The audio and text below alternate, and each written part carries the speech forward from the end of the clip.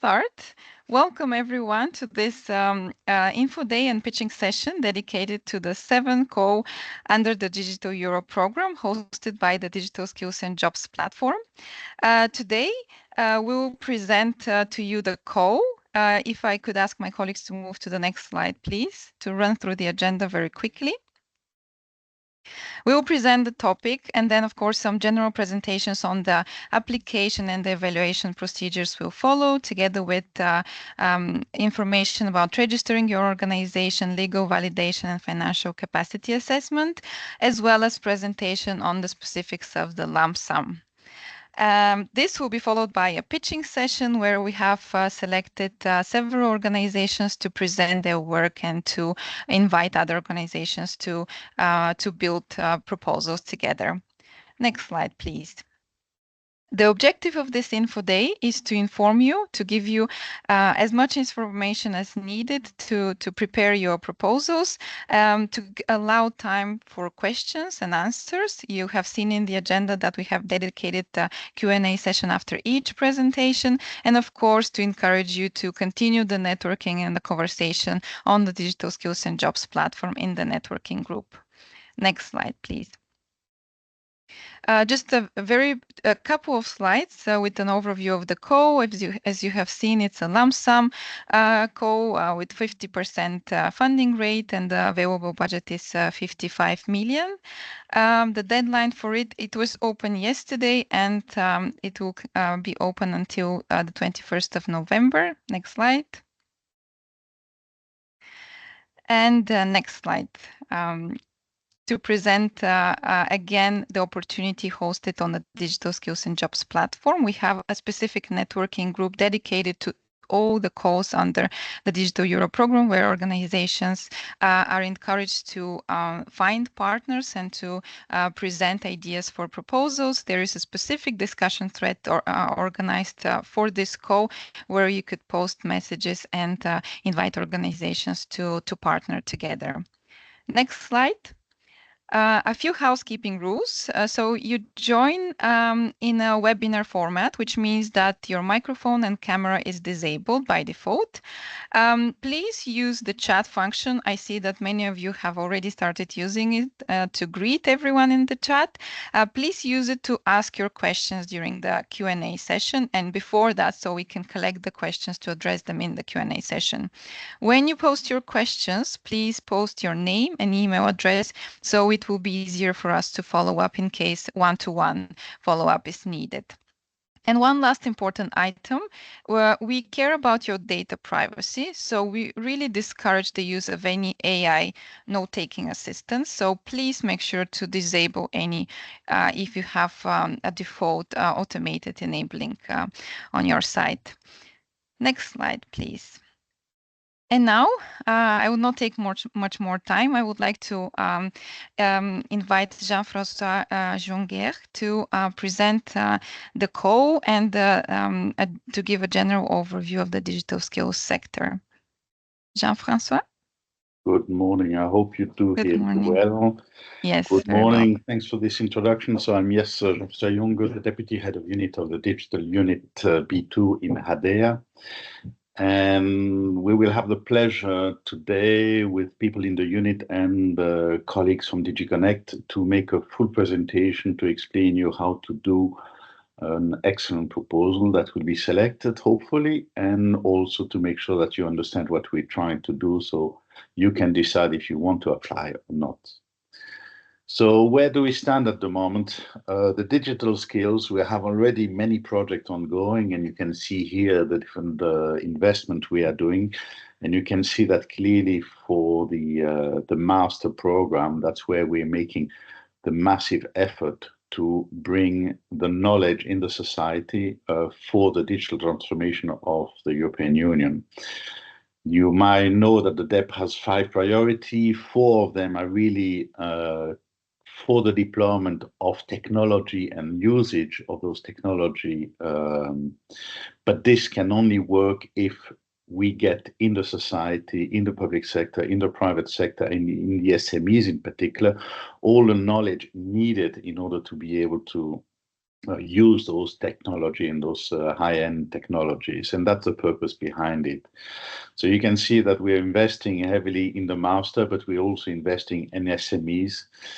In parallel to that, we have some additional activity of coordination more than or specific one related to the CHIPS Act activity. If we go to the next slide, here you can see what is coming up. So it's not yet official. We're finalizing the gap. Let's say we're working on the gap and the preparation of the contract. So these are calls that took place earlier this year, for which you will see more project coming up. But today, if we go to the last slides, you have shown it already. So we have this call for the digital special education program, for which we're investing 55 million. So I will not take further your time. I will really leave my colleagues to make you the presentation and to explain everything to you. Please listen, because that's the best for you to understand exactly how to make a very successful project and how to understand what we're aiming for and how to make a presentation. Also listen carefully at the lump sum mechanism, because this is something fairly new in the DEP program. And it might appear as cumbersome, it might appear as a burden, but de facto, when the project runs, it's a dramatic simplification for everybody. So pay attention to the lump sum aspect of the call, because we've seen in the previous call project making, I would say, fundamental but easy to fix mistakes.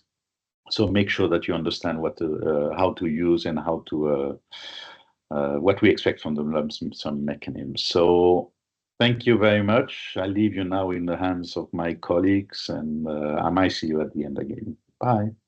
Thank you. Thank you. Indeed, now it's time to present the topic, and I would give the floor to Asja Satler to do that. Just before that, I would like to remind everyone that this meeting is recorded and the presentation will be shared together with the recording, so to avoid any questions in the chat regarding this. Asja, the floor is yours. Yes, hello, good morning to everyone. So as announced, I will present you now the topic specialized educational programs in key capacity areas. Next slide. This topic is called for in the Digital Europe program, as heard under specific objective for the actions of advanced digital skills. In this slide, you can see a list of all the topics we called for in the first 4 years, and you can also see that each year we were calling for the specialized educational programs, and the total budget for this topic was or is 211 million euro. Next slide. The topic main aim is to contribute to reaching the digital decade targets, which was set to have 20 million ICT specialists employed in Europe by 2030. This topic will also contribute to closing the digital skills gaps. As you know, there is a high demand for ICT specialists in Europe, but there is also demand for the related educational programs and training to closing this skills gap. So the main objective of this topic is to design and deliver of bachelor's, master's and doctoral programs leading to a degree, and to develop also related self-standing models leading to a certification. This has to be done jointly between the consortium partners, especially between higher educational institution, industry and research partners. So the developed and designed programs will provide students with the necessary theoretical and practical advanced digital skills and knowledge, and so they can contribute to the design, delivery and use of the current and future digital technologies and applications. Next slide. As you saw, the budget is 55 million, and the budget is up to 10 million for every project. Next slide.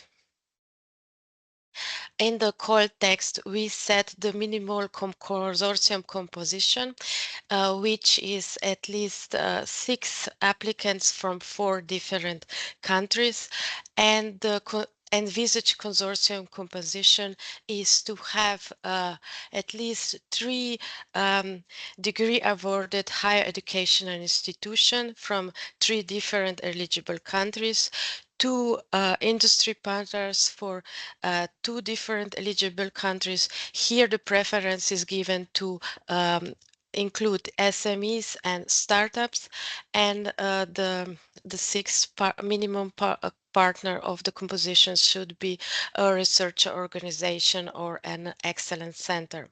But we also encourage other relevant stakeholders to be part of the consortium, and in this call we are trying to also attract that a vocational educational and training institution would be part of the consortium. Next slide. The funding for this topic is available for 4 areas of intervention, so 4 objectives, which I will explain in the next slides. The proposals have to cover at least 2 of these objectives. They can cover 3 or 4. It's up to them to decide, but objective 1 is a mandatory objective. So the design and delivery of educational programs and self-standing models is obligatory. So in the applications, the applicant should really explicitly list which objective they are addressing fully, which they are addressing partially, and which they are not addressing. And also in the proposal, the main activities of each of the chosen objectives should be provided. Next slide. So under objective 1, as I mentioned, here it's really about the design and delivery of programs. So the consortia can deliver at least 1 program, but they can deliver more programs, and then they have also to additionally deliver self-standing models. So consortia must design and deliver the following type of programs. So they can deliver specialized educational programs for the development of advanced digital skills in the following key digital areas, which are virtual worlds, edge computing, quantum computing, photonics, and robotics and automation. But they can also deliver interdisciplinary programs for the development of advanced green digital skills in the strategic sector, agriculture, transport, renewable energy, waste management, and additionally there is a possibility to deliver interdisciplinary programs for the development of advanced digital skills for the government and public sector.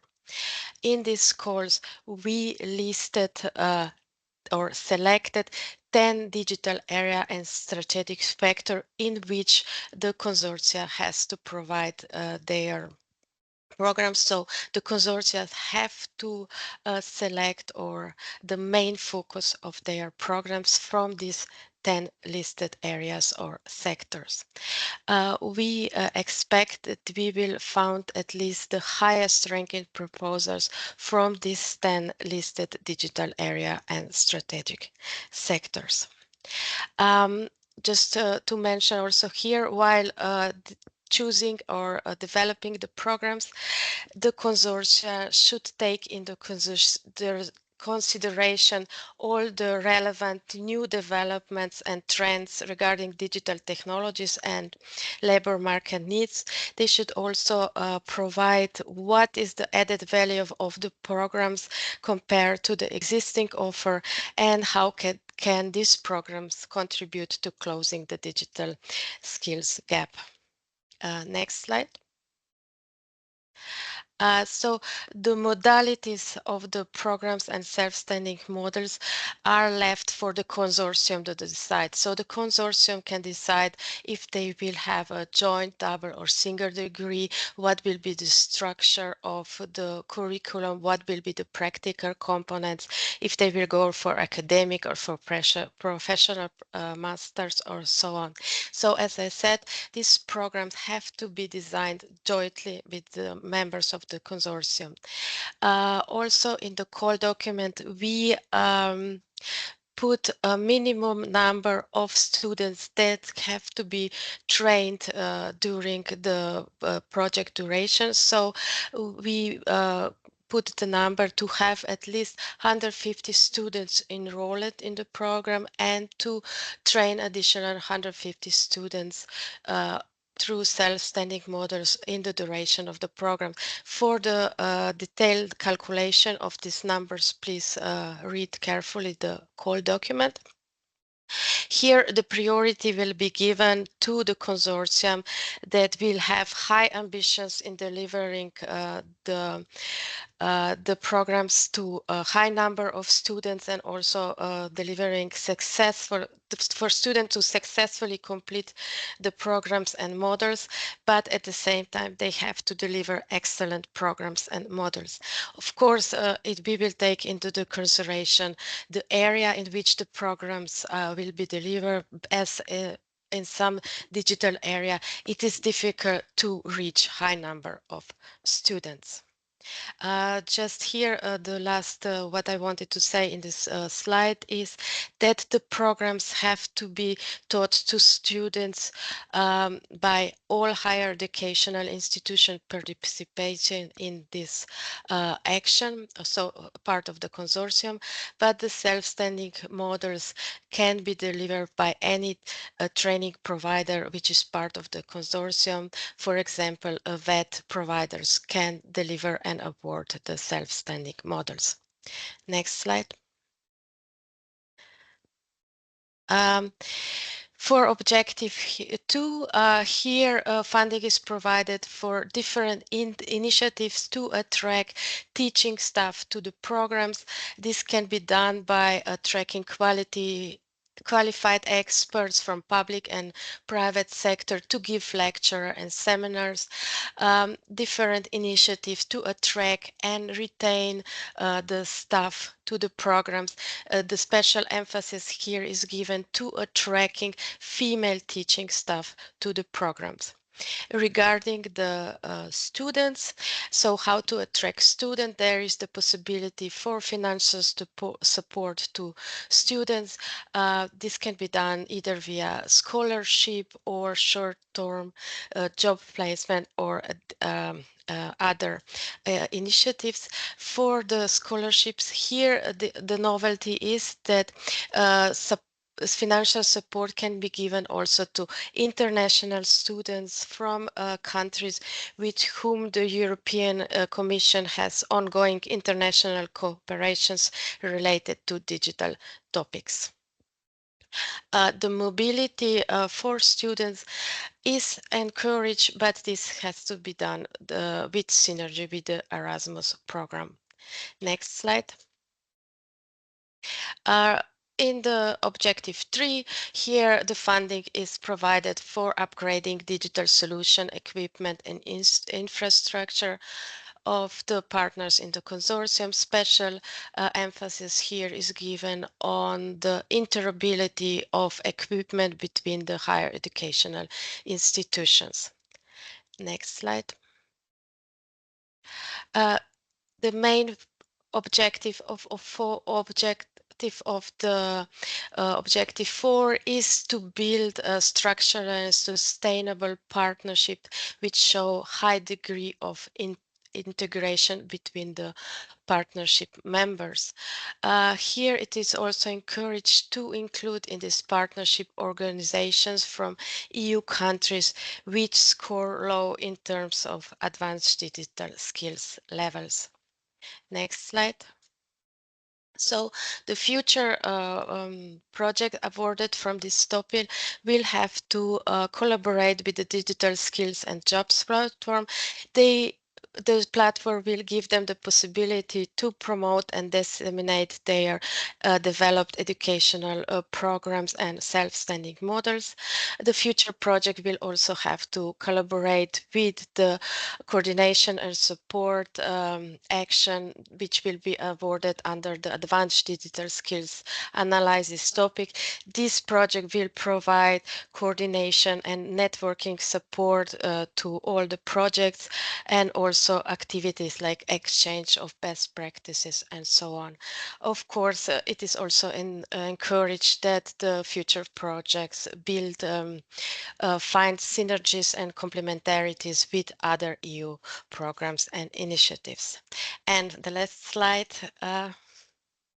Here I listed the novelties of this topic. So as I mentioned already before, in this call, we selected 10 digital areas and specific sectors in which the programs and models have to be designed. Also in this call, we would like to facilitate the participation of the vocational and educational training providers. Also for some of these 10 selected digital area specific sectors, if the proposal selected this, they also have to include courses on the development and use of open source. And in this call, there is a new criteria which was not there before. So under this call, the proposals will be also assessed how they address environmental sustainability and the European Green Deal goals. Thank you very much. Thank you very much, Asja. We have 10 minutes for questions, and we have received already quite a lot of questions in the chat. I'll try to group them, and I'm afraid we may not be able to address all of them, but as you know, answers to all these questions will be published on the funding and tender portal later on. So maybe just a couple of questions on the consortium composition first, if I may. There were some questions regarding the maximum number of partners in a consortium, if there is such a maximum number. And then just to mix it with another question, are large industry partners eligible to be part of a consortium as a start? In the call document, we just stated the minimal number of consortium partners, but there is nothing about the maximum. So it's up to the consortium to decide, but they should also take into consideration how to, coordinate all the partners in the project. Regarding the industry partners, in the call document, we just said that the industry had to have the headquarters in the European Union or eligible countries for DEP. The preference is given on SMS and startups, but this doesn't include big industry players. Okay, thank you. Talking about the headquarters, there was also a couple of questions on the eligible countries. Is there already a link with the eligible countries that we can share with the participants? There was a question about Bosnia and Herzegovina, I think also Switzerland. So if there is already a link available, perhaps we can share it. In the call document where the minimum consortium composition is, there is a link to all the eligible DEP countries, yes. Yes, and it's already in the chat for those of you that asked about this. Thank you, Maria. So the next question is regarding the definition or the meaning of self-standing modules. Could you explain what you mean by self-standing modules? And there is a particular question, for instance, does this mean individual courses, modules, open also for professionals that wish to train a specific skill outside of a bachelor, master, or PhD degree? Yes, so like a program is composed of modules, but then we would like that also these shorter modules are given to not only the students from the programs, but also maybe to the general public or to the workforce or so on. So to attract also other people to the programs and the modules. It And is then really up to decide up to the consortium how these models will look like and who the target group is. Yeah. I'm not sure if there is an answer to this right now, but linked again to the modules, there is a question: does the code cover only newly designed modules, or can it be modification of already existing programs with for digital skills? There is also for this provided an explanation in the call text, and it said that if there is a modification of already existing program, the applicants have to provide how this new or modified programs, what is the added value from the last one. So you cannot just take what is already existing, it has to be modified and then given. Okay. A question about the objectives. Can a proposal addressing 2 out of the 4 objectives get the maximum number of points for the criterion? That was the question from Andrea. Yes. The requirement is that 2 objectives are fully covered. So, but if you can cover also other objectives partially, or you don't have to cover. So it doesn't mean that you get more points if you cover more objectives. So if you also cover 2 objectives, you can get the full point. It's just we will assess what the quality of the how you covered the quality of the activities under each objectives which you provide. So I hope. Yes, thank you. There was a question about the definition of agriculture. I'm not sure if you're able to answer that now, but perhaps want to to follow up later on. In particular, whether sectors like fisheries and aquaculture are defined as agriculture. So perhaps a more clear definition of agriculture would be needed, or has it been considered already? I don't think we limit something. Agriculture taken as a big, the emphasis is given on the advanced green digital skills for this sector. But of course, I will consult my colleagues, and then we provide you in written the reply. Okay, thank you. There are really a lot of questions, so I'm trying to kind of summarize and get answers to most of them, but I'm afraid I may not be able to. So one question regarding the students and institutions. So there is a question on: are we working with an institution, or do we have to engage or to look for the students as well? That's a question we got from the chat. For the submission of the applications, you have to work first the organization, so to have the consortium members composed, and then you deliver the program and then contact the students. Okay. And then a question about micro-credentials. Are micro-credentials also a type of training that could be developed under this code, or a portfolio of micro-credential forming a master degree?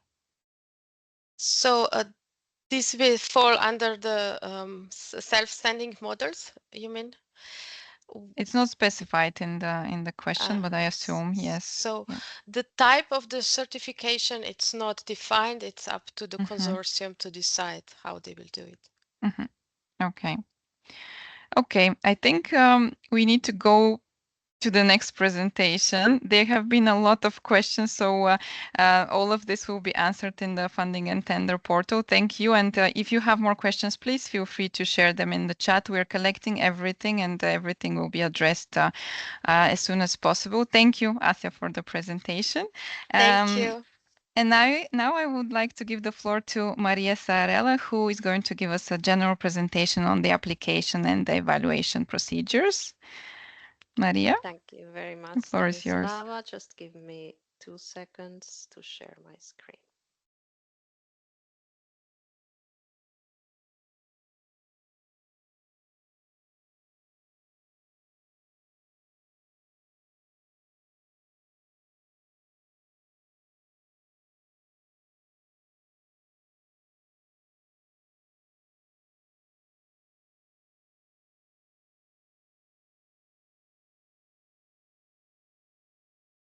Do you see the full page or PowerPoint?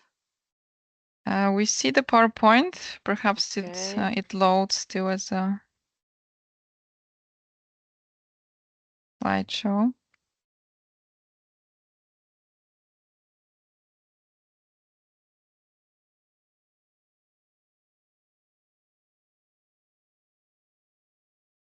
And now? Yes, perfect. Okay, just took some time. So, warm welcome also from my side. I'm very happy to see such active participation.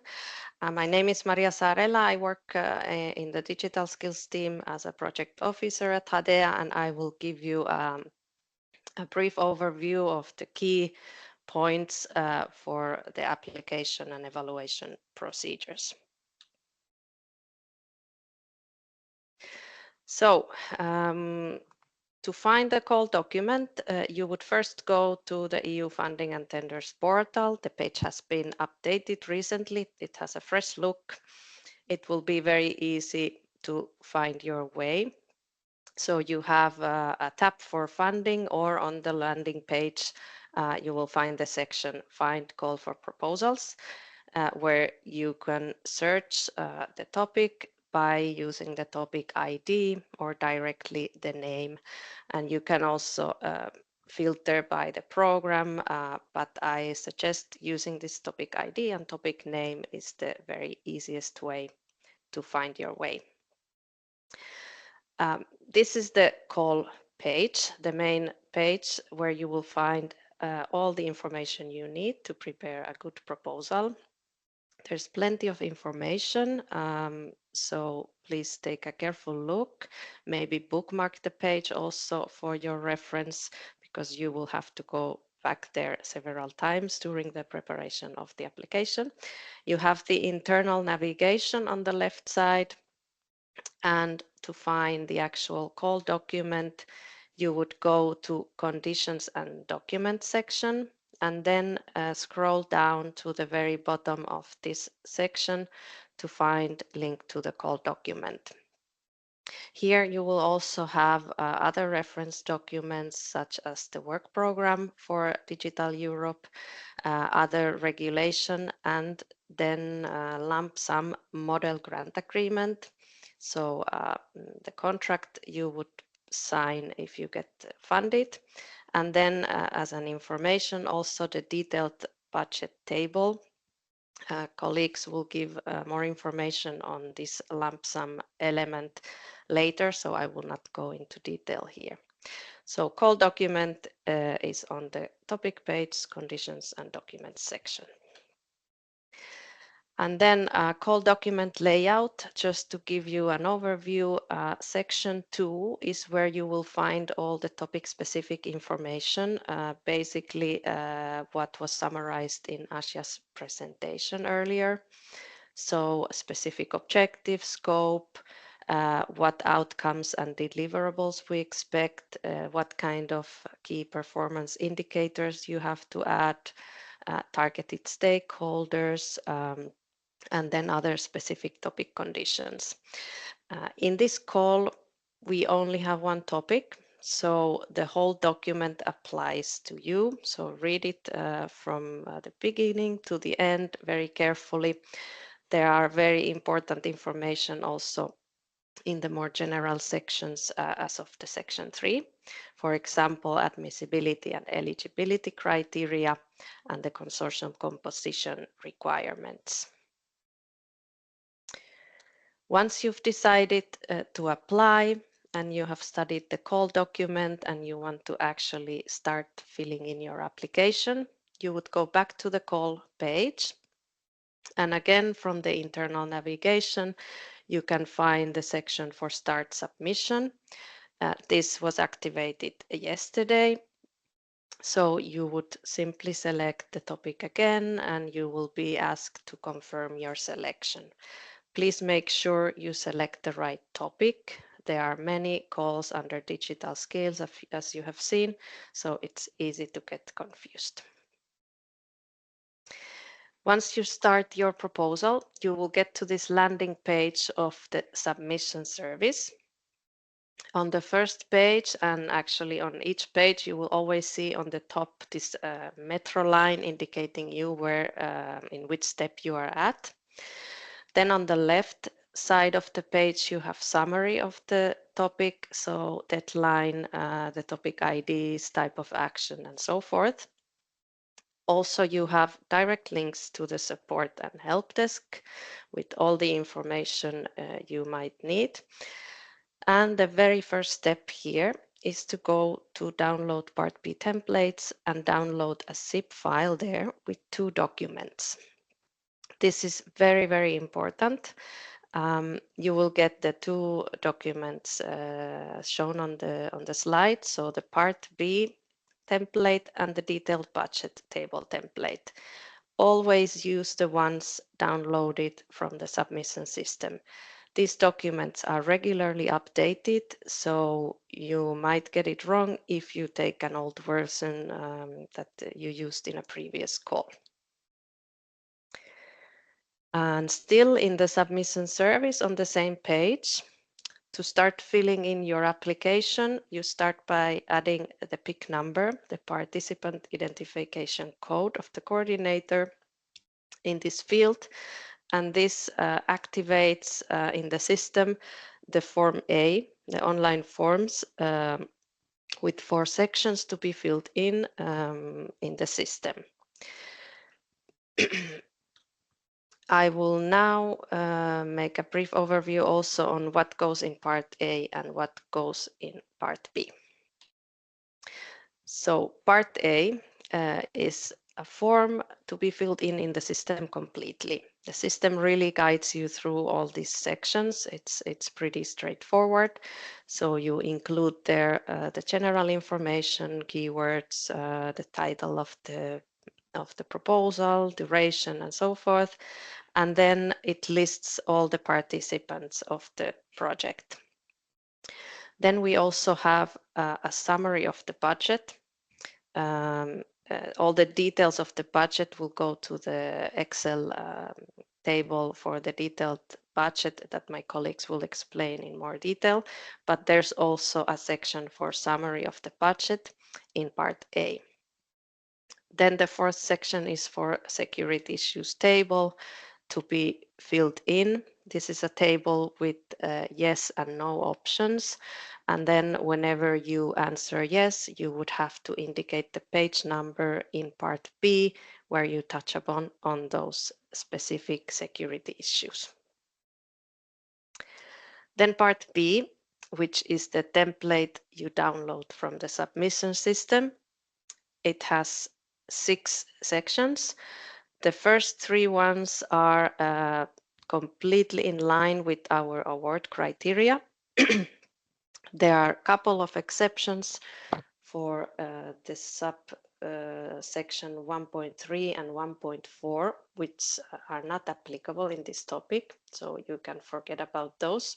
And as Asja said, under the section 3 impact in this call, we do include the section 3.3 on the European Green Deal goals. So when you look at the Part B template, you are at the same time answering all the sections that are also at the same time the award criteria. And please pay a lot of attention to the Part B template guidance notes. So for each section and subsection, there are detailed instructions on the content that you have to include in these sections. So if you tick all the boxes, if you answer all the questions, you will surely prepare a good proposal. Then also in the call document, there's a clear indication on what is expected related to the specific topic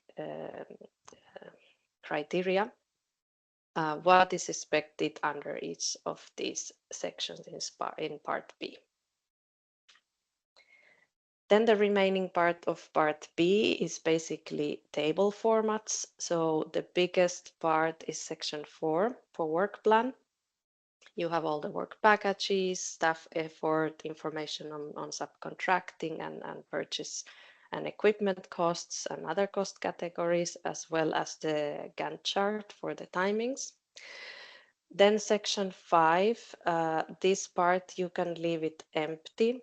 The reason being that the security table is already filled in part A, and the part for ethics do not apply in this topic.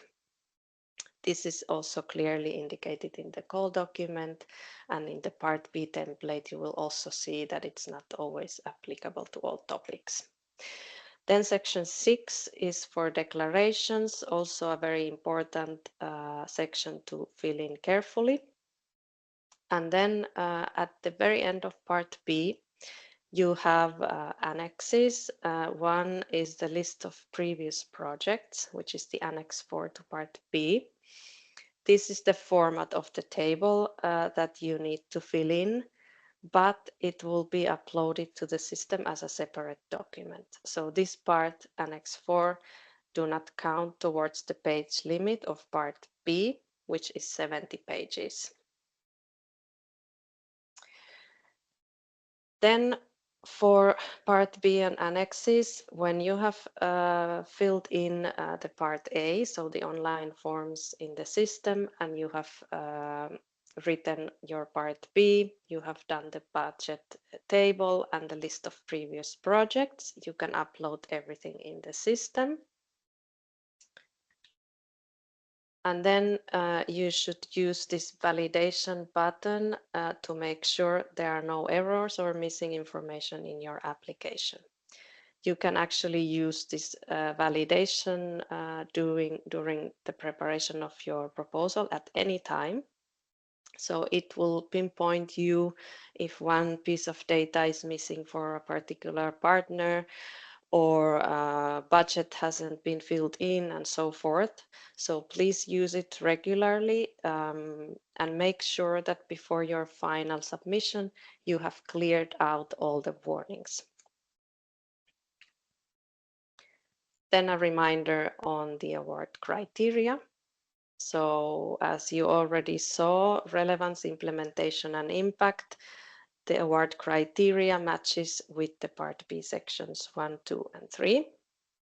And 2 of the subsections in relevance are not applicable to our topic. And then also I cannot highlight enough. Please take a look at the call document. Under section 2 scope, you have a very detailed list of what is expected under relevance, implementation, and impact, what will be evaluated in your proposal.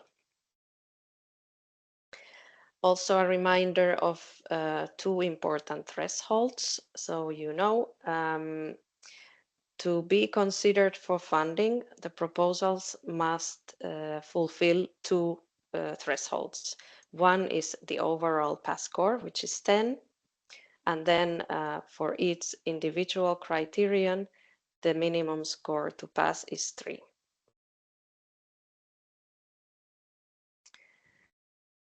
Then all the questions you might have.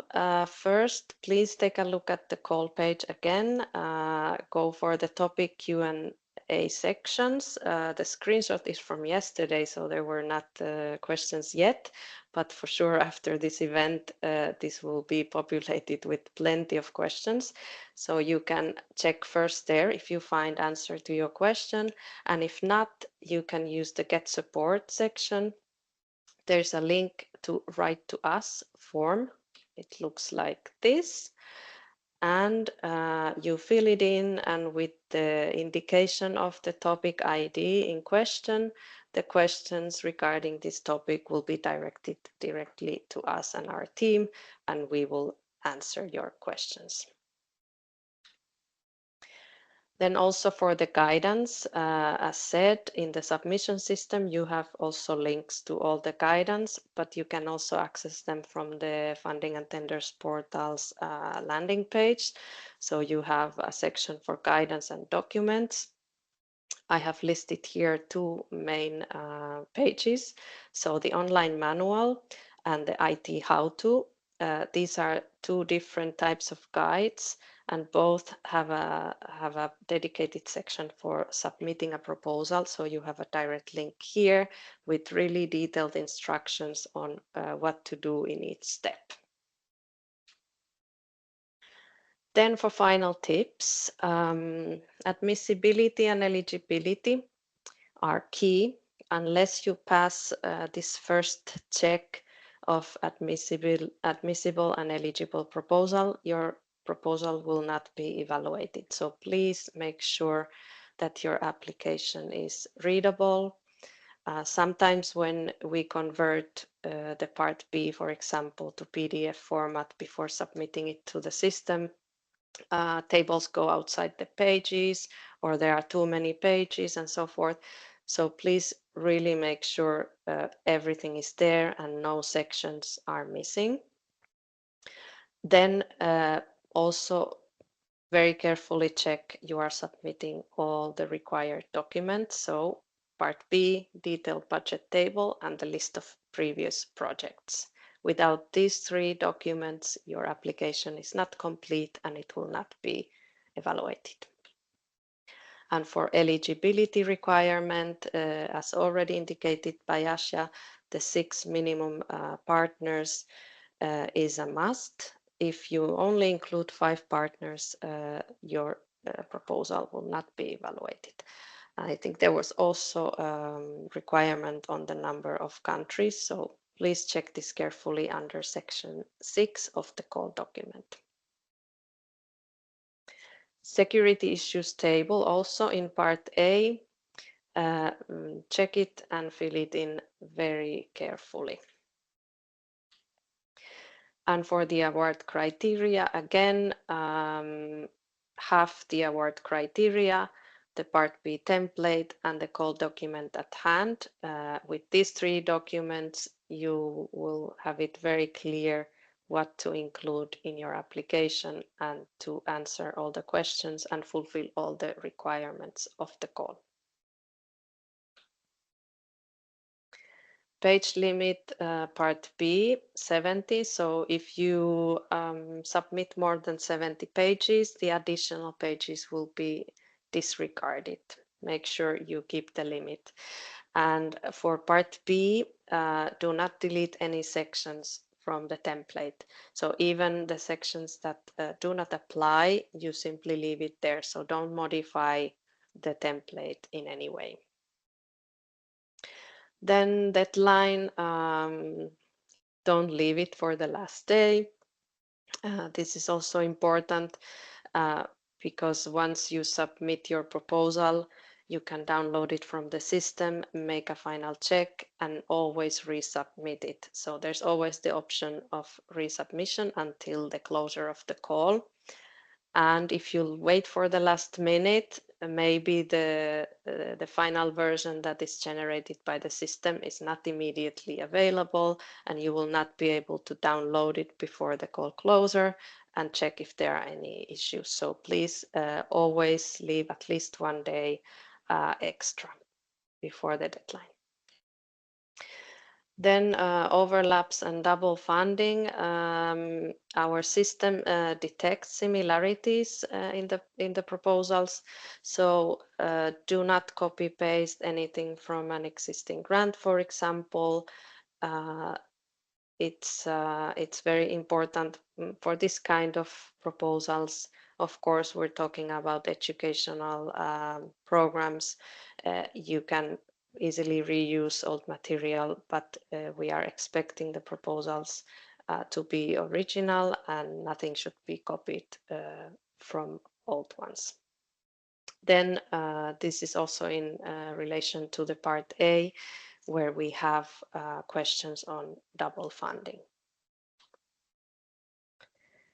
Then on the call and topics page in Funding and Tenders portal, please visit it regularly. There might be some updates. I can give you an example. The budget table was updated 26th of June. So this kind of updates are possible. So please keep checking that regularly. And that's all from my side. I think we have some time for questions, or we take them after Rea's presentation. Back to you, Tomislava. Thank you, Maria. Thank you so much for the detailed presentation. Indeed, the agenda follows that we first have the presentation from colleagues from REA, and then afterwards we have 10 minutes for questions and answers. So I would invite now my colleagues to start sharing the presentation, and perhaps see if they can allow control for colleagues from REA, Mariadomenica, Cugnidoro, and Florin, Puiu to take control over the presentation so they can move through the slides alone. If not, then our colleagues will be moving through the slides. While this is happening, I just wanted to address a few comments in the chat. Some of you have asked to get their profile on the platform approved as soon as possible. You know, we have a moderation flow on the platform where all profiles are reviewed and approved, and we have mobilized several colleagues right now to approve all new profiles as we speak. So we hope that you get approval as soon as possible. So thank you for all the colleagues doing this. So now I would like to give the floor to colleagues from REA. Do you have control over the presentation, or should we move? No, I Good don't morning. have control, but I can share my screen then if you want. You can share, or we can move through the slides when you give us a sign. That's okay, also... prefer you move then. Okay. Yes. Okay. Thank you. Good. Thank you. Good morning, everyone. My name is Mariadomenica Cugnidoro from the Central Validation Service in REA, which is the European Research Executive Agency. Today, together with my colleague Florin, Puiu, and Radoslav, we are going to explain you how to register your organization, the participant register, the legal validation, and financial capacity assessment. So please, next slide. Voilà. So in the first part of our presentation, we are going to discover the role of the Central Validation Service and its tasks. Then we have the registration of participants. We will go through the process. Afterwards, we have the legal validation and the LIAR, which is the legal entity appointed representative. We will spend some word on it. And afterwards, we will be talking about the communication channel and some guidance documents. Next slide, please. Okay. In this slide, we can find the list of the main tasks of the Central Validation Services. What do we do in the Central Validation Service then? We verify the legal existence and legal status of the entities. And this is done against a supporting document that we request to the participant at any time after they register in the participant register. But we will see this later on. Then we validate the appointment of a legal entity appointed representative, so the so-called LIAR. We validate legal changes of a validated entity, so when a PIC is valid in the system. Then we assess universal takeovers, the so-called UTROs, of validated entity. So just to be clear, it's when we have entities that are involved in a merger, okay? So we analyze this against legal documents, and then we register the merger, so the universal takeover in the system. Then we encode bank account requests, we prepare financial capacity assessment, we perform ownership control assessment for specific programs, and we perform ex post status verification, like for example, for small and medium enterprises and mid-cap status checks. Next slide, please. Yeah, thanks. So now, let's assume that I'm part of an organization and I would like to participate to a call for grants or procurements. What do I do? Where do I start? So it is important to know that any organization that wants to participate to EU grants and procurement procedures has to be registered in the participant register and have the 9-digit code, the so-called PIC, the participant identification code, which is given after the registration in the participant register of the EU funding and tenders portal. We see here in this slide the first print screen of the page. You see participant register. Okay, so next slide, please. Yeah. Okay, so what do? I would like to register my organization. First of all, I need to search in this engine, in the search engine, whether or not my organization is already registered in the system. So it has already a PIC. And in case we find that our organization is already registered, we need to use the same PIC of the organization. Okay, so if it's there, we use this, because any organization can be registered, can go through the process of registration only once. So once it's registered, gets the PIC, and when the PIC is validated, the organization can participate to any EU funded grants or procurements. Okay, so but in case our organization is not registered, what can I do? I go a little bit lower. There is the blue button, and I register my organization. So register your organization. We click there and we register our organization from scratch. Next slide, please. Okay, so the registration of my organization will take 5 to 10 minutes. It's not very long. And it's important to know that we need to have some specific documents at hand to have all the information that we need to fill in the system.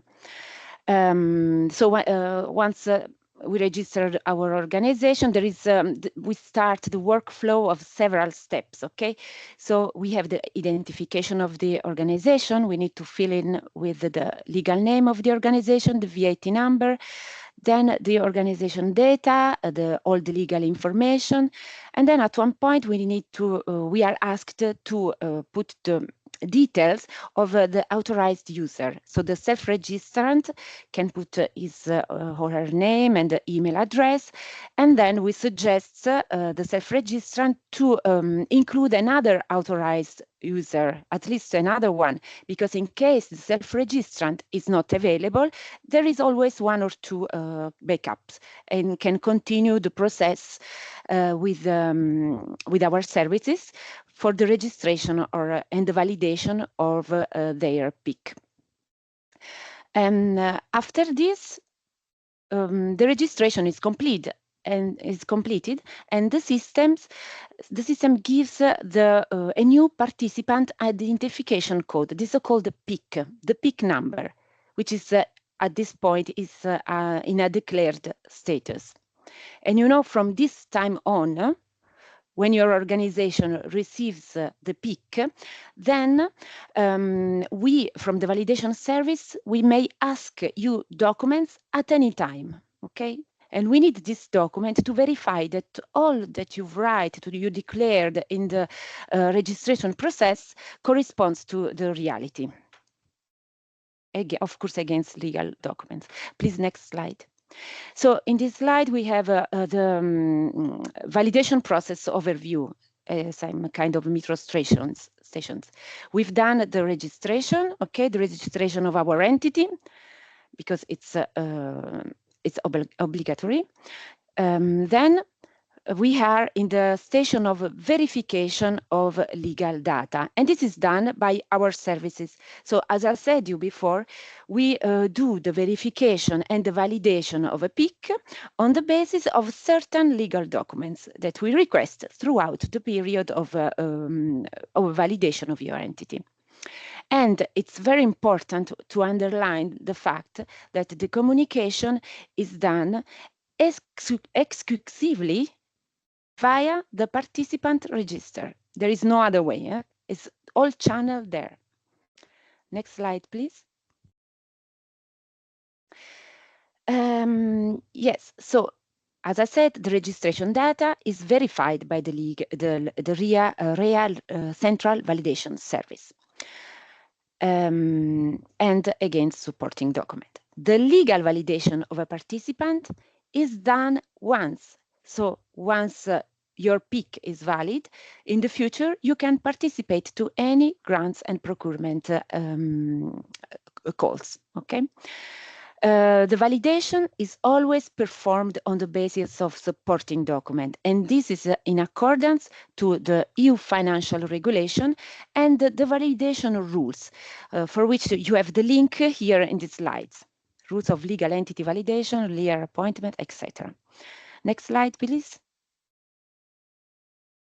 Right, so here it's really, I would like to, there is a list of the main documents that we request to the participant for the validation of the PIC.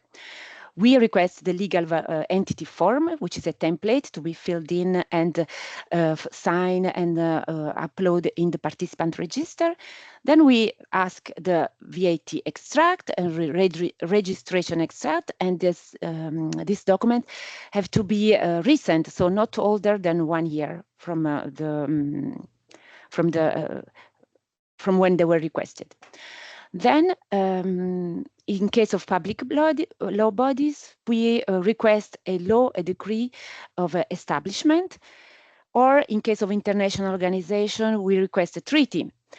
Or in case we need to check the non-profit status of an organization. For example, for Sweden, we have an association, and since in Sweden the associations are not non-profit by default, we need to request the statute to double check this information. Next slide, please. So where we are now, we've done the verification of legal data. We are now in the station of the LEAR, which is the legal entity appointed representative. And let's say it's a kind of a bridge between your organization and the Commission services. Next slide, please. Yes. So the appointment of a LEAR is mandatory. However, the LEAR appointment is not a condition for the submission of a proposal or a tender in the funding and tender portals, but it is the validation of the LEAR must be completed before the signature of the grant agreement or the procurement procedure. Okay, so just to say that in case of proposal, it's not necessary to have already the LEAR valid. But in the central validation service, when we have all the document and when we have the contact with the participant, we try to work in parallel. So we try to validate both the PIC and the LEAR. So here in this slide, we see the roles and duties of the LEAR. The LEAR notifies the EU services of changes in the legal data and legal status of the PIC. Submits the legal and financial document if required. Manage access rights of person in the organization, but not at the project's management level. The LEAR nominates account administrators and individuals authorized to sign contracts, agreements, and their amendments, and also financial statement. At this point, I want to underline the fact that also for the LEAR, from the validation service, we suggest the LEAR to nominate more than one account administrators, because in case the LEAR is not available, there is always a backup, another person that can work as a business continuity for the PIC. Please, the other slide. Okay. Here is the list of the LEAR appointment documents that we request for the validation of the LEAR. We request the LEAR appointment letter and roles and duties and the declaration of consent for the electronic exchange system. And these two documents, they are automatically generated by the system when the self-registrant includes all the information of the appointed LEAR in the system. So these are templates which need to be filled in and signed and uploaded in the participant register. Then we ask the official proof of identity of both the legal representative and the LEAR. can be the ID card or passport. And for some countries, we can also accept the driving license. We can accept the driving license as long as they are recognized as an identity document in the country of issue. And then we request the proof of empowerment of the legal representative, because we need to make sure that the person that appoints the LIAR has the power to do so, so can sign on behalf of the entity. Next slide, please. And sorry, I wanted also to underline, the previous slide, the first two documents, we need the original document to be kept in the premises of the organization, because in case of checks and audits from the Commission, these documents have to be there, have to be existent. So next slide. The communication, this is very important. I already mentioned before, the communication channel is done exclusively through the participant register. So this is very important to know, because there is no way that there are other communication possibility with the participant. And every time there is a communication from our service to the participant, your participants will receive a notification via email. And this will look like this, the one that you see in the slide here. Okay, so all communication through the participant register. Next slide, please. So now, problems may happen in case your entity doesn't have any more access to the PIC, to their PIC. And in this case, there is the possibility of two scenarios. In case of declared PIC, in case of non-valid PIC, let's say, in this case, the self-registrant, for example, the self-registrant left the organization and no one is a backup. So no one has access to the declared PIC, so non-valid PIC.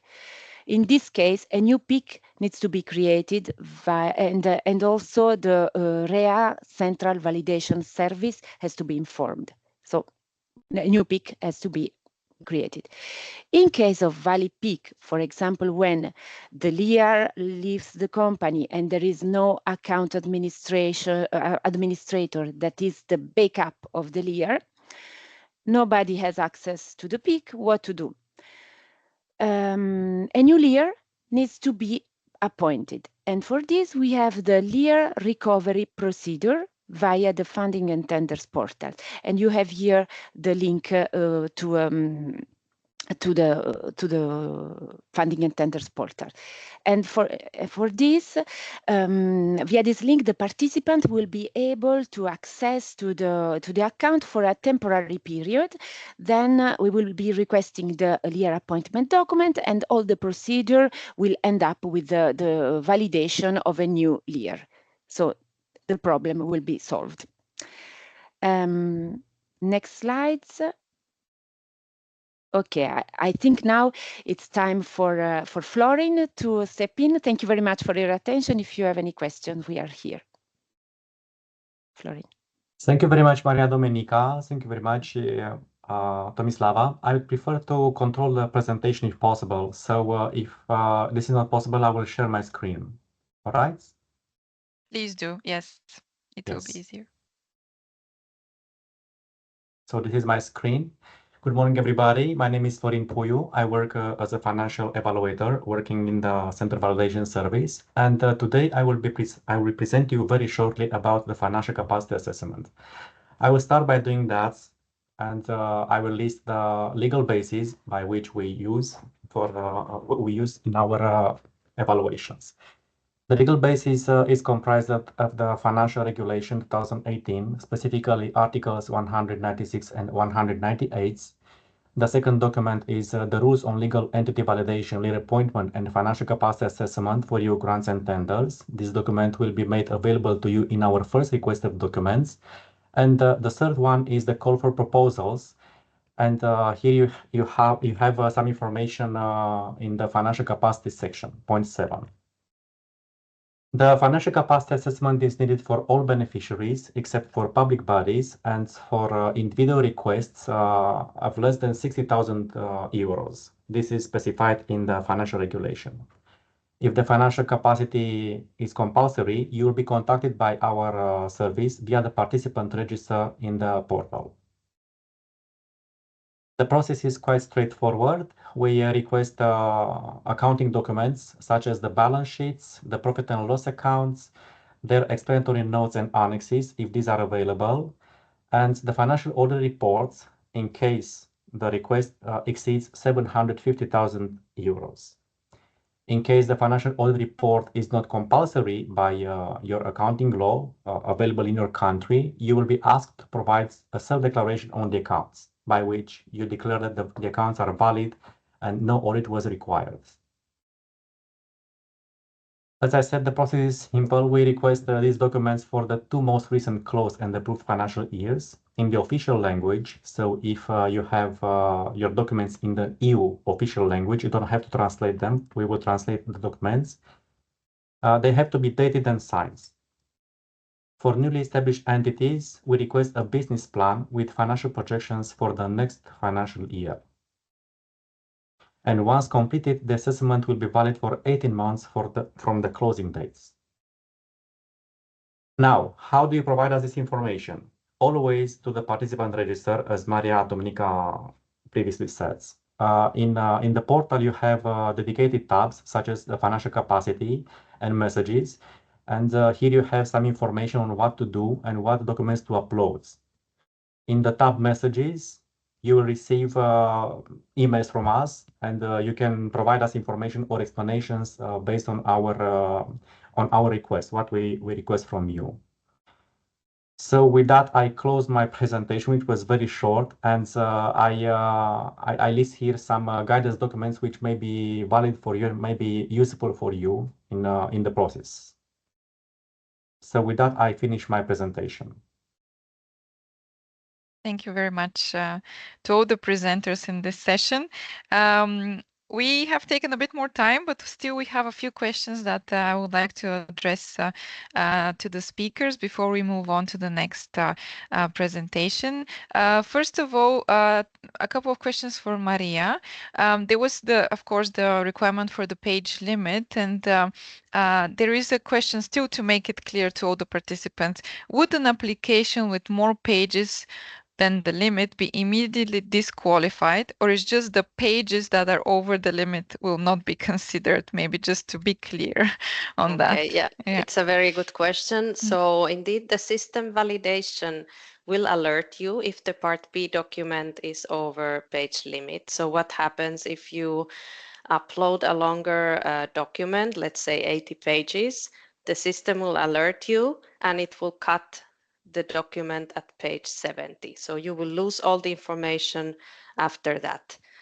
What happens? Okay, the document comes to us with 70 pages. We can evaluate it, but obviously if parts of the proposal are missing, the application becomes incomplete, and then again it's not eligible. So depending a bit on the case, we still might evaluate it, but the score will be reflected on the fact that we don't have all the necessary information to evaluate. We have also seen some cases where Part B document is split into 2, and some sections are submitted as an additional annex. This is not allowed, so we will not look into any information or evaluate any information that comes outside the Part B and the other necessary annexes. So you can still submit a longer proposal, but high chance that it will be inadmissible because of the incompleteness of the application. Okay, thank you. I think this is now very clear to everyone. A question on the security. Could you give examples of when security applies, or that's a difficult question to put on the spot? It's a bit difficult, but I would say in a general, it's maybe not very possible that there are very big security issues in these proposals because of the type of topic we have. So the questions in the security table are mainly about EU restricted information if it becomes available to third countries during the project. So really you would have to go and see each individual question in the security form and to your best knowledge answer those questions yes or no. I cannot give really more detailed examples. Sufficient. Thank you.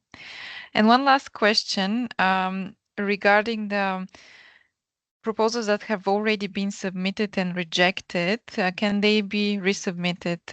And is there a limitation on the number of proposals an entity can submit or participate in?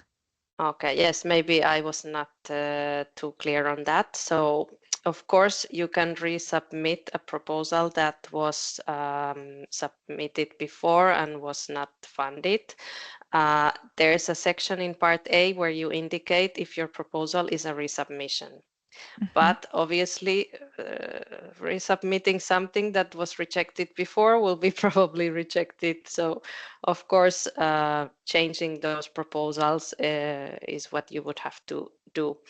But yes, you can resubmit a proposal, but you need to indicate that it's a resubmission. What you cannot do is to reuse content from existing grants. So the system will immediately detect if you are submitting something that is already being funded in another project. Yes. Okay, thank you, Maria. And then we have a couple of questions. Well, first one, the validation of the organization with the new PIC needs to be completed before submission. That's a question for colleagues from REA, just to be clear. Mariadomenica, would it be you answering? Yeah, thank you. No, you can present a proposal without having a valid PIC, with a temporary PIC. Yes. Okay. At any time, we can ask documents for the validation of the PIC and the LIA. Okay. A question on the VAT. How do I find if I'm not registered for VAT? That's in fact, it's the document that we ask. It's either the VAT document or a document that on the exemption of the VAT. Okay, so that you need to have an exemption document concerning the VAT. Okay. Yeah. Yes. And one last question about the VAT extract. I'm not sure if it's country specific. It's more linked to the requirement that it has to be from the last year, as far as I understood. There is a participant saying that as far as they know, the VAT extract is not. It's not possible to have an updated one because they receive one with the VAT registration and afterwards they don't get anything else. Are you aware of any specific country requirements?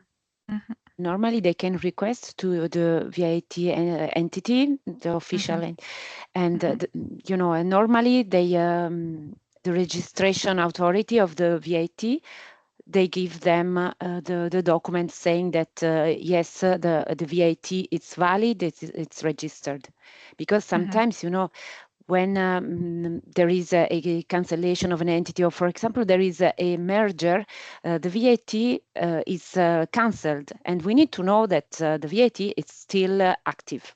Yes, yeah. That's why we ask an updated document. Okay, thank you. We are reached the end of the time for us for this Q&A.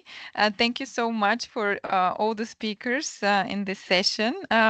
Since we have quite a lot of other items on the agenda, I would like to invite the next presenters and my team to share the presentation. Thank you to Florin, Mariadomenica, and Maria. I saw Florin that has also answered some questions in the chat. Thank you, that's really appreciated. So if colleagues can start sharing the presentation again. I would like to invite now Basak, Koyuncu, and Radoslav Jakub to present the lump sum and the specifics around submitting a lump sum proposal. Yes. Thank you very much, Tomislava. So now, as this is our second lump sum call, we would like to give some information again how the lump sum applications will work. This is a bit detailed presentation, so we invite you to listen to it carefully because it's a new practice in the Digital Europe program. So not every beneficiary or potential applicant is fully aware of the details of lump sum application. Next slide, please.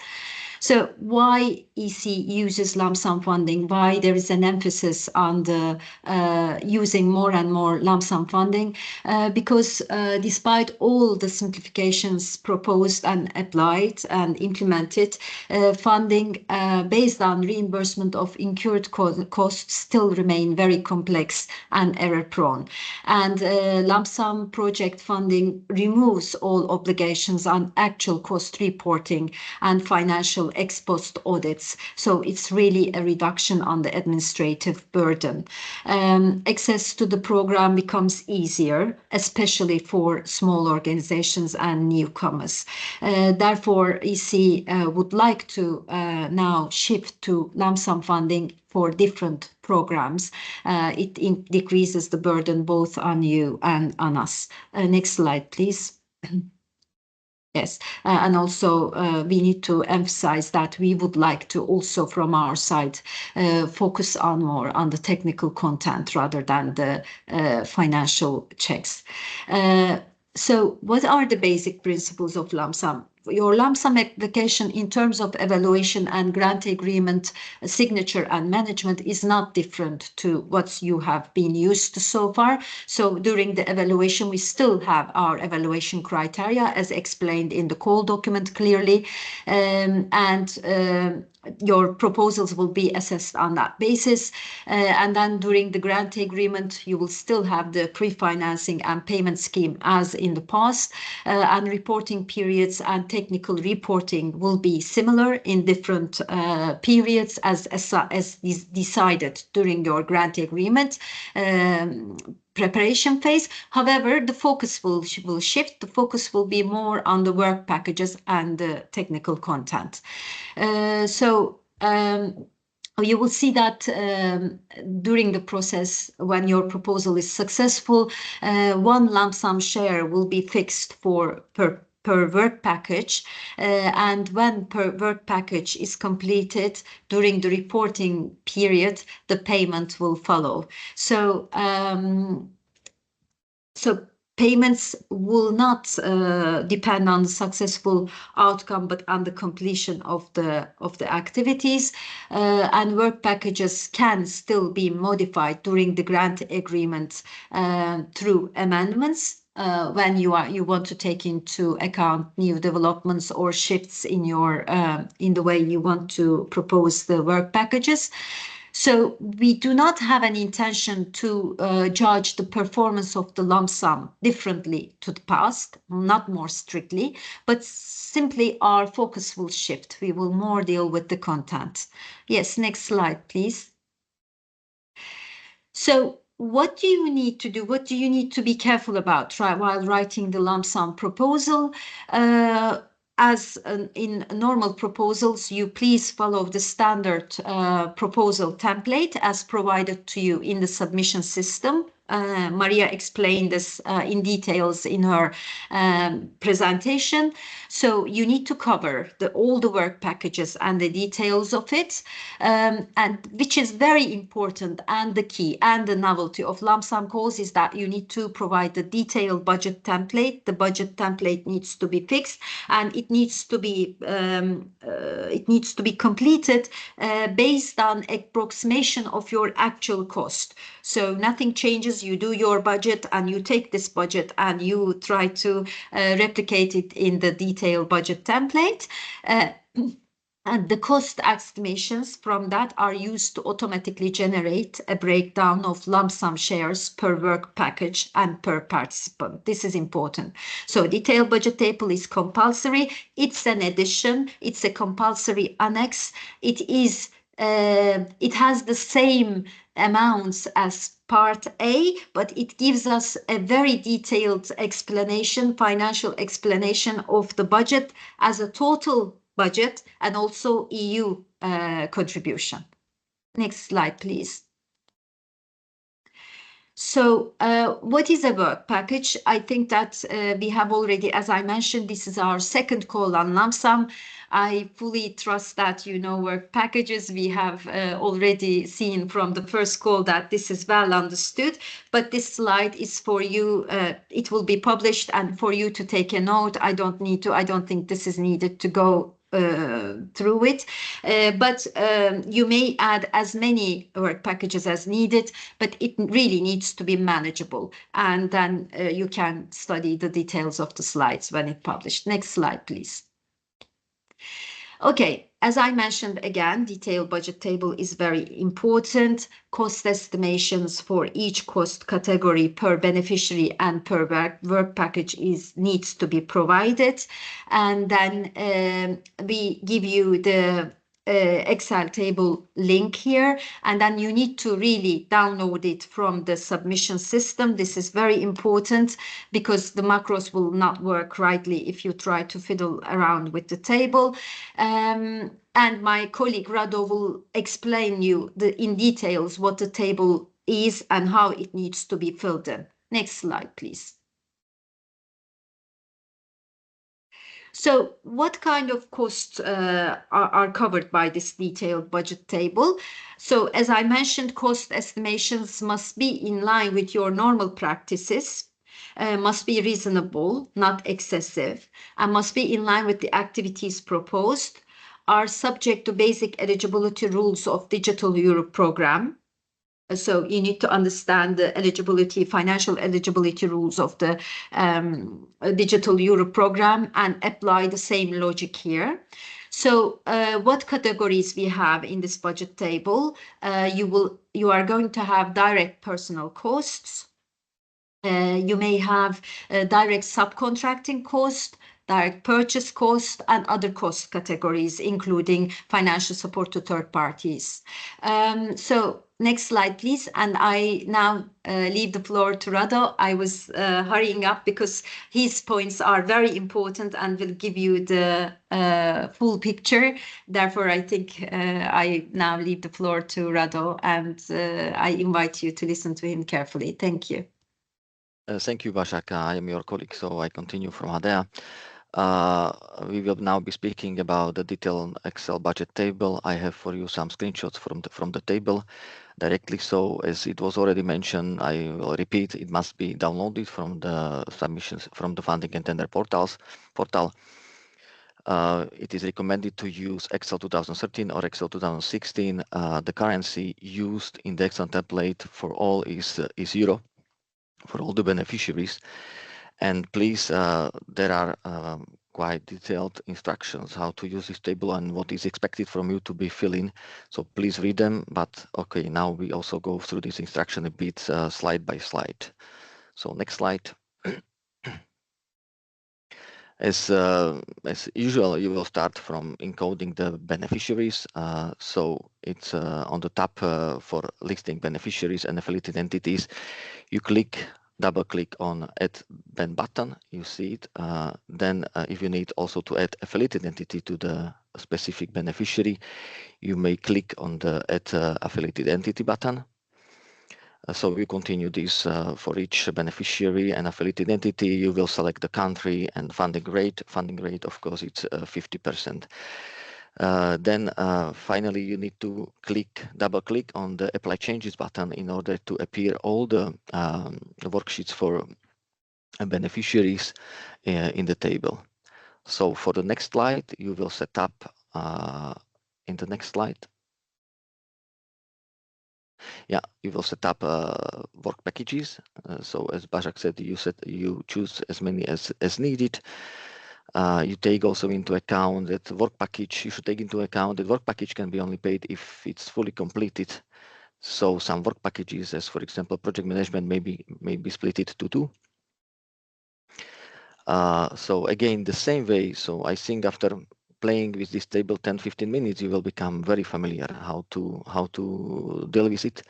You click again, double click on add work package. You will get the line. You will name the work package. Don't use as I used work package 2. You can name it project management 1, project management 2, dissemination, design of training programs, etc. So the work packages that you are gonna in fact to implement, and they will be described in detail in part B of the proposal, of course. So once you click on the double click on the apply changes, for all the beneficiaries, the work packages will appear in the Excel table, and we can start to fill in the table with the costs. Next slide. So we were mentioning, so here you have the screenshot how it looks for one beneficiary work package. For work package 1, you will need to complete these sheets for each beneficiary, for each work package. Of course, if there is no cost incurred by this beneficiary, by the relevant beneficiary to the work package, you leave the cells empty. You need to fill in the number of units, and you need to fill in the cost per item or per person month. Please, for the cost per unit, enter only the whole number. So there is no need to mention 6,500.55 cents. Just use the whole numbers. You need to fill in, if there is also affiliated entity, you need to fill in also the cost for the affiliated entity if it is relevant for the task. And if you click on the button up on the view summary, you will be taken to the summary of all work packages for this beneficiary and its affiliated entity. So this is how it looked, and now we will go category, cost category by cost category, how to fill in. So we will start now with the personal costs. Next slide, please.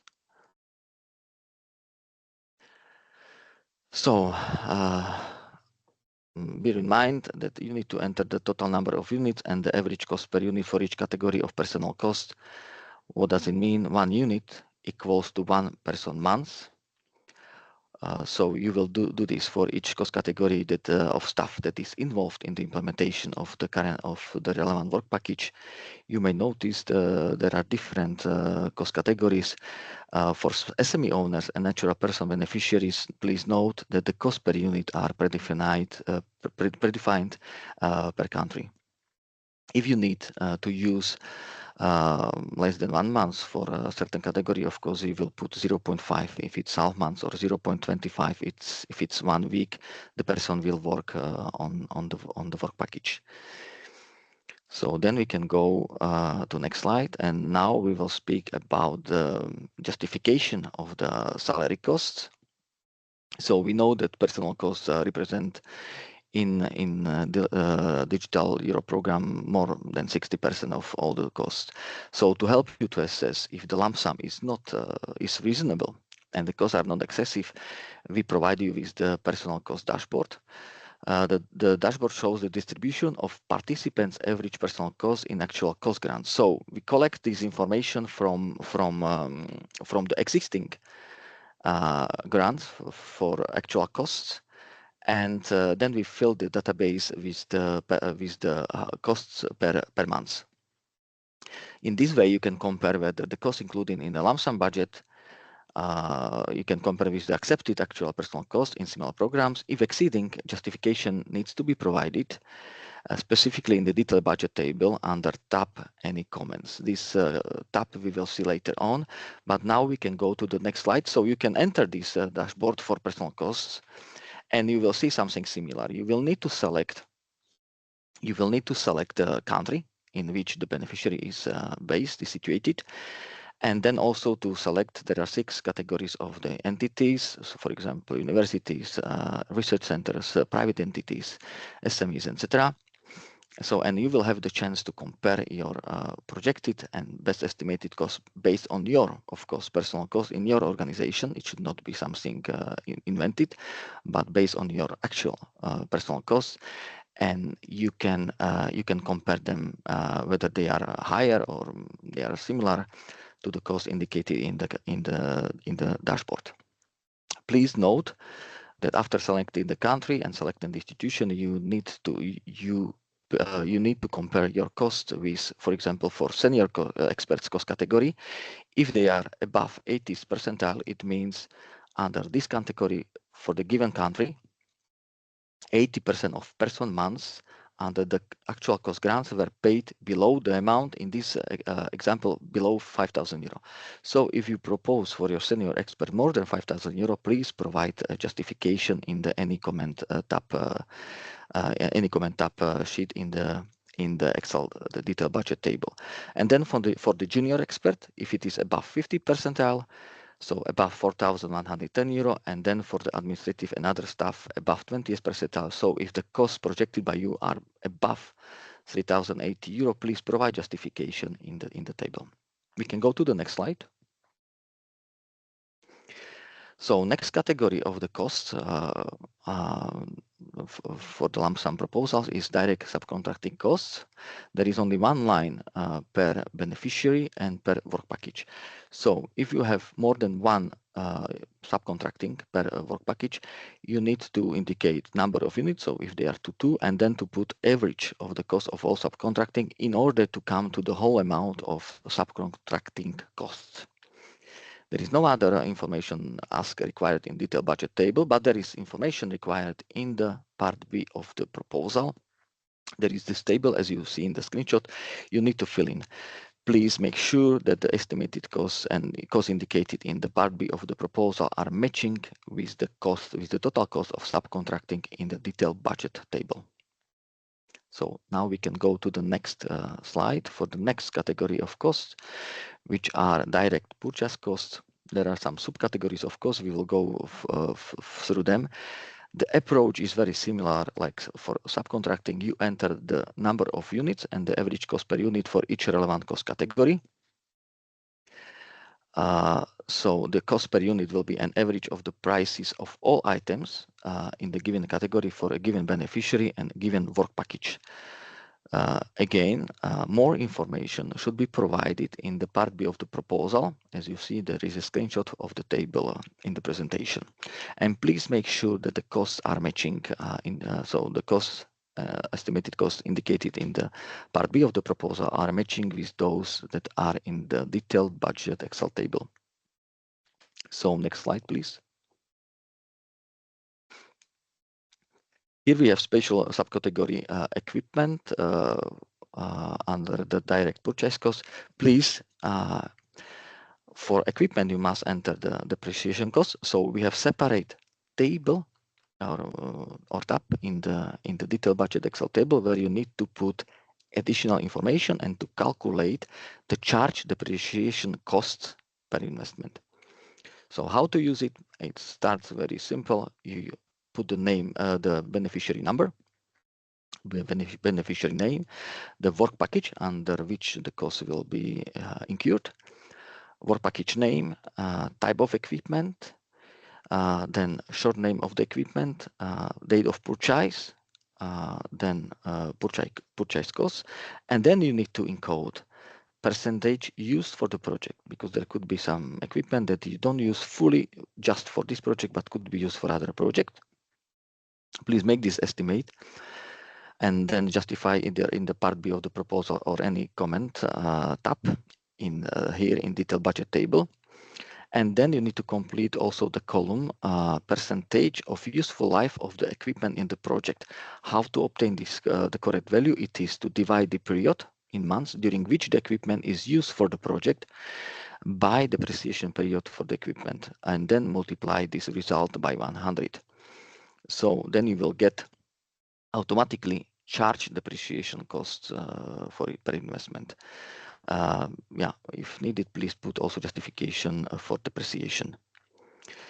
Please note here, I have to say that this amount calculated here is not automatically transferred to the respective beneficiary, to the beneficiary tab. So you must then manually add the depreciation costs in the dedicated section of the beneficiary for the beneficiary table. and under the relevant, of course, also under the relevant work package. If there are more units of depreciation costs under the same work package, then you must enter the number of items. So, for example, 2 or 3, and then add the average of the depreciation costs per unit. So then the total cost, of course, will be fully matching with the equipment that is to be used and incurred as a cost under the relevant work package and beneficiary. So now we can go to another slide. There are also other costs that are eligible under this call. So there is also a line for the financial support to third parties and internally invoiced goods and services. Again, you will indicate the unit and the cost per unit, and then the other data, the total cost per financial support to third parties or internally invoiced goods and services are calculated automatically. Please note that the same for each beneficiary, also the total direct cost, indirect cost, and total costs are then calculated automatically in the table. So we can go to the next slide. There are other good news. The estimated breakdown of the lump sum per work package and per beneficiary. There is this special table, as you can see it in the corner down. On the left side, again, everything is calculated automatically. Here are displayed the amount per each beneficiary, affiliated entity, and even per work package, the amounts that will be funded. So here you have estimated breakdown of the lump sum, not the total cost. And then also in the last column, percentage, this is the share of each beneficiary of the lump sum. It is done based on the funding rate, and funding rate is common for all for all beneficiary. It's 50%. And then here I will make more stress on this. In part A, you will have the table and that will be generated automatically, but you need to fill in, after filling all the data for each beneficiary, affiliated entity, country, and requested grant amount. So please note that here you indicate requested lump sum. It's in fact EU contribution, not the total cost. So you take the data exactly what was calculated in the detailed Excel budget table. You take it from here and you just copy paste in the part A in the online form. So this is in the submission portal. We can go ahead. Then you have additional tables that will give you an overview, sum of all beneficiaries, all work packages, and then also the total person months for all the beneficiaries and per work package and in total. These tabs will be used by experts, by evaluators during the evaluation of your proposal. So this is everything calculated automatically. You don't need to do anything in these tables, in these tabs. So next slide. Here we have a screenshot of a worksheet in the detailed budget table. As I was mentioning it already a few times during my presentation, it calls any comments. And here we would like really to receive information in case there are higher personal costs compared to the monthly salary costs from the actual cost grants, as it was indicated. So you can justify them. Maybe it could be due to seniority of the staff, due to use of some special expertise, etc. This is also to be used for the higher travel costs. So you can indicate your applicable internal policy, what you pay for travel, etc. So to have more information in case that the costs are higher than would be an average or would be visible. So for example, if you have travel costs per one person 3,000 euro, it's good to justify them. And of course, equipment costs, you can also provide his justification why the equipment is expensive or why it's needed. It's their space to do it as well. So we can go to the next slide. And here I pass the floor to Basak to continue. Thank you very much, Rado. Indeed, thanks a lot for all the information. But from experience, we have seen that this was one of the main gaps, wasn't it? Like there was not enough justification. And I think potential applicants or applicants did not understand the importance of that justification using the tab that we would like to emphasize. So let's go to how the submission will be. Maria explained this. The only thing I would like to emphasize here is that, as you can see, not to confuse you, there are two budgets here. So there is one budget in the Part A table, and then there is another detailed budget, which is the compulsory annex and to be downloaded from system, as you see here. Okay, and the key thing is that Part A needs to give us only EU requested amount. And the detailed budget table will give us the total project as well as in a specific tab EU requested amount. So this is very important for us. There has to be consistency, but you need to understand that Part A only needs to have the EU contribution. Okay, so I hope this is clear. Submission is explained by Maria. You have the slides, you will have the slides, so I don't want to spend any more time on this. Next slide, please. So the format of the budget table is very important. The format of the Excel template is XLMS because it uses macros. But while you work on it as it is, and then upload the Excel file as an XLS or XLSX format. So you need to be careful about that because the system does not support that for security reasons. However, always keep your original format. We highly recommend that. Next slide, please. Evaluation, as we explained, it will be done as a standard way. So there will be the evaluation criteria and you have the scores here, which Maria explained. The most important thing for me to explain to you here is that the cost estimations will be assessed against the proposed activities under the implementation criteria. Yeah, so your budget will be assessed under the implementation criteria. And what experts will look at is that whether estimates are reasonable and non-excessive, as well as whether they are not underestimated, because then your project will not be implemented in a robust manner. So how we will deal with that, how the experts will be advised to deal with that, is that significant shortcomings in the lump sum budget will lower the score. Unless you have a significant problem with your budget, like for instance, it's flawed budget structure, we can't see it at all, or it's completely wrong, or it's clearly overestimated or underestimated, then your budget will be scored down. Then if not, rather than affecting your score, the corrections will be made to your cost estimations, and this will be indicated. Next slide, please. This will be recorded in your ESRs, and you will be receiving the explanations in the written ESR reports, and then you will be informed about it, where the cuts are.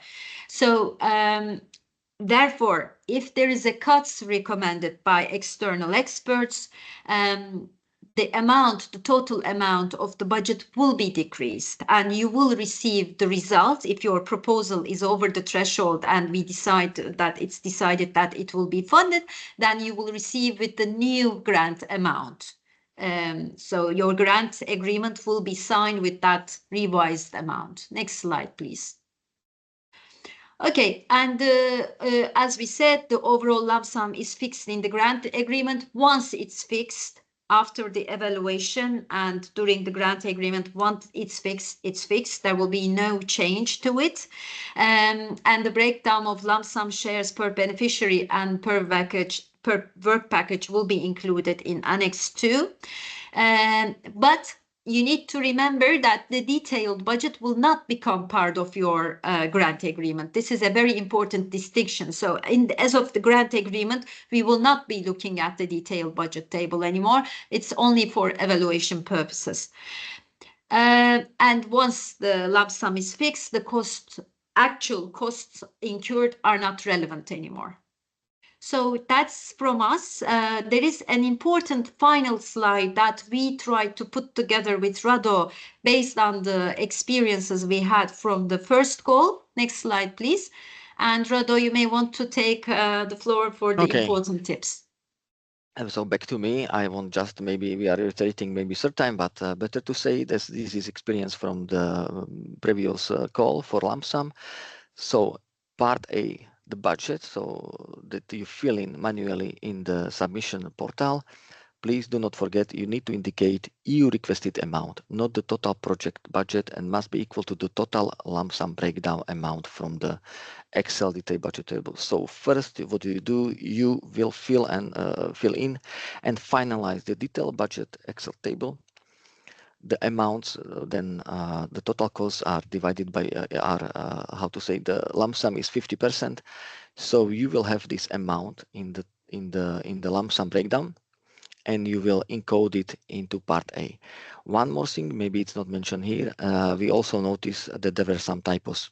And instead of 6, there was number 9, and it changed the amount of the EU requested contribution. Please make sure that the total amount of EU contribution, so EU requested amount, is the same as it was calculated, provided in the detailed budget Excel table.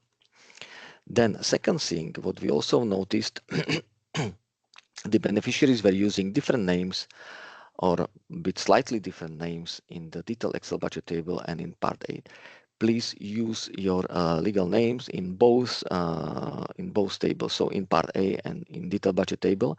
And also, if possible, please keep the numbering. So you will get the numbering of beneficiaries in detailed Excel budget table, and in this way also encode the beneficiaries in the part A. So if you will be doing one by one exactly like it is in the detailed budget table, it should fit. There are cases when the beneficiaries are having affiliated entities. This is not reflected in part A, so there will be slight move, but okay, it doesn't matter. We understand this. It will be not fitting, but in any cases, when it is possible, please keep the same numbering and the same name of the beneficiaries in both tables. Then, as Basak already said, we are really encouraging you to use comment table to justify the amounts and the costs indicated, estimated in the detailed budget table. So for all the costs that are higher, and you can monthly salary cost that you will compare with the horizontal dashboard, and as I indicated, you will follow the thresholds that are below. So for senior expert, it will be higher than 80 percentile, junior experts and technical staff if higher than 50th percentile, and administrative and other staff above 20th percentile. Please explain why they are higher. Maybe it's seniority, maybe technical expertise, etc. Increases the salaries should be based on the actual your actual salaries in the entity. You can also take into account some increases, but they have to be also reasonable. So please explain this in this comment table. These were the main learnings experience from the previous call. I don't know, Basak, if you want to add something to this list, but I am at the end with my presentation. Thank you very much. No, I know we are being very repetitive, but what we have seen in the first call in some cases was truly a pity, so we want to warn you as much as possible. Thank you very much. Thank you very much, both. That was a very detailed and I think informative presentation for everyone. I'm sure that there will be more questions coming in later on. We've had some in the chat, and although we're running late, I would take some time still to address them. Before that, if my colleagues can just share the next slide with the QR code, so we give some time to colleagues in this call to just give a quick feedback on this meeting meeting and the info day. If you're satisfied or what you liked and you didn't like, just give us your feedback. Please scan the QR code, and my colleagues will also share in the chat, so we can get your feedback and improve later on. So going back to the questions, there is a question regarding companies, and the question is, when we budget a company as a full partner in the project, do they have to contribute in kind just like all other partners, 50%? Is there a cap for the contribution they can get from the Commission, the European Commission? And also, are they considered beneficiaries or affiliated entities? It's a very long question. Not sure if you have an answer to that, or we would leave it for detailed answer on the funding and tender portal. Well, I think if they are a full partner, do they have to contribute in kind? No, they have a contribution. Then, if they are a full partner, they are beneficiary. It means that they have to contribute 50%. That's how it is. By the call. And is there a cap for the contribution they can get? Yeah, the cap is 50%. If they are a full partner, they are beneficiaries. They are not affiliated entities. So, okay, thank you. Thank you. A question on the salaries, on the cost per PM. This should include salary plus costs of employment incurred by, let's say, a university, for example, social insurance, pension, and payroll costs. Rado, do you want to take this? So it's the same like you for the actual cost grant. So you will include brutto salary, but you have to check the detailed conditions in the annotated grant agreement. What are the what can be everything included? So it's the same as for the actual cost grant. So the definition of personal cost doesn't change for lump sum payment. Moving on to travel costs. So there were two questions. One is travel cost, do they need to be calculated by unit cost method? And then an additional question, whether there is a dashboard for expected travel costs, like for the personnel. No, we don't have a dashboard for this.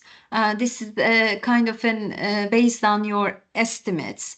But that's why we would like to, of course, we do not want it to be excessive. Everybody knows more or less what a country, travel cost would be. It's not difficult to find this out, on the internet through the prices. So therefore, try to stick to the amounts that's reasonable. But also try to estimate the numbers, the units carefully.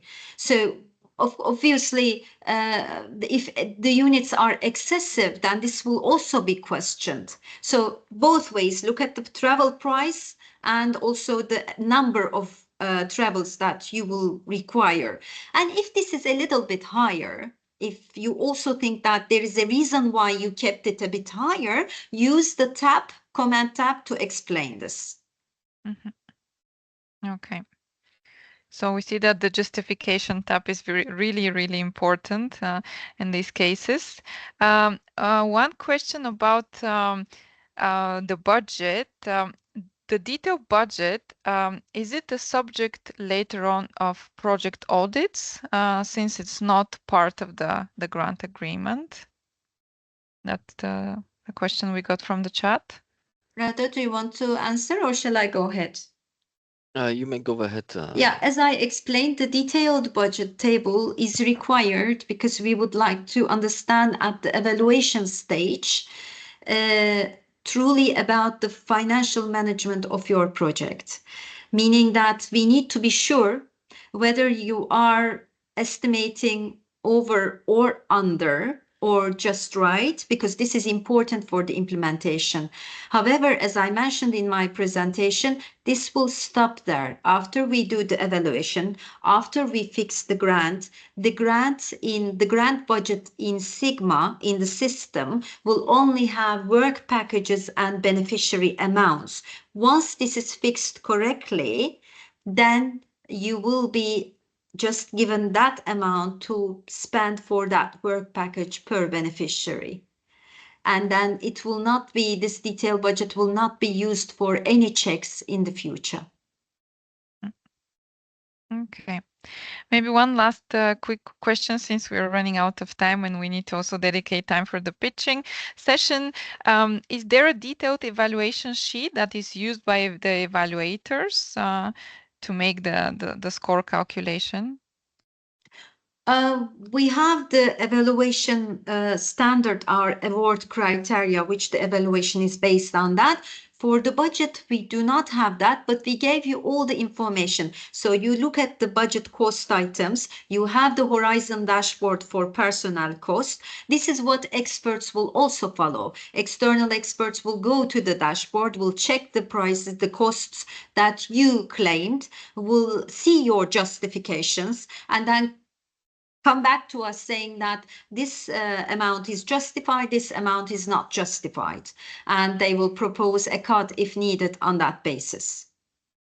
Is that clear? So we have already given you all the steps. You have it already in the presentation, and experts will follow the same structure in checking your requested costs. Yeah.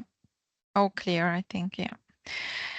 We have a lot more questions coming in, so please share them in the chat. We don't have time to answer them right now, unfortunately, but colleagues from HaDEA and TREA and DigiConnect will be looking at this, and they'll be providing answers via the Funding and Tenders portal. So if you have more questions, please continue using the chat to post them.